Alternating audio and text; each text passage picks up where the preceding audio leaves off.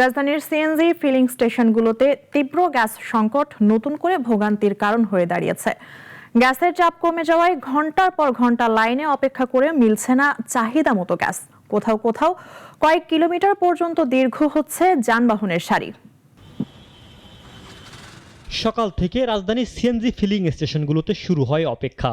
Gas নিতে দীর্ঘ লাইনে দাঁড়িয়ে থাকেন শত শত চালক, কিন্তু অপেক্ষার শেষেও মিলছে না স্বস্তি।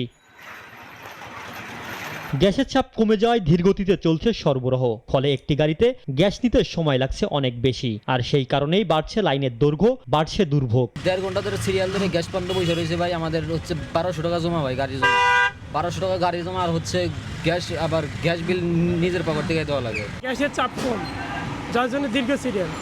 রাজধানীর অনেক পাম্পে এখন একই চিত্র, কোথাও 1 ঘন্টা, কোথাও কোথাও 2 থেকে 3 ঘন্টা পর্যন্ত অপেক্ষা করতে হচ্ছে চালকদের। কোনো কোনো এলাকায় পাম্পের লাইন ছাড়িয়ে গিয়েছে মূল সড়ক পর্যন্ত।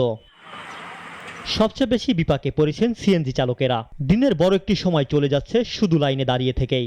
সিরিয়াল গ্যাসের প্রেসার কম, গ্যাসের জন্য লাইনে দাঁড়াইতে হচ্ছে, আবার কি কইতে গ্যাস পাওয়া যাইতেছে না। মালিকরা জমা উঠাতে দেয়, কোনোদিন 500 পায়, কোনোদিন 200 পায়, কোনোদিন পাই না। গ্যাসের অবস্থা খুবই বাজে পরিস্থিতিতে পড়ে গেছে, এখন লাইনে কোনো গ্যাস নাই। গ্যাসের চাপ ও সরবরাহ স্বাভাবিক না হলে রাজধানীর সিএনজি স্টেশনগুলোতে এই ভোগান্তি আরও বাড়তে পারে বলে আশঙ্কা করছেন চালক ও পাম্প মালিকরা।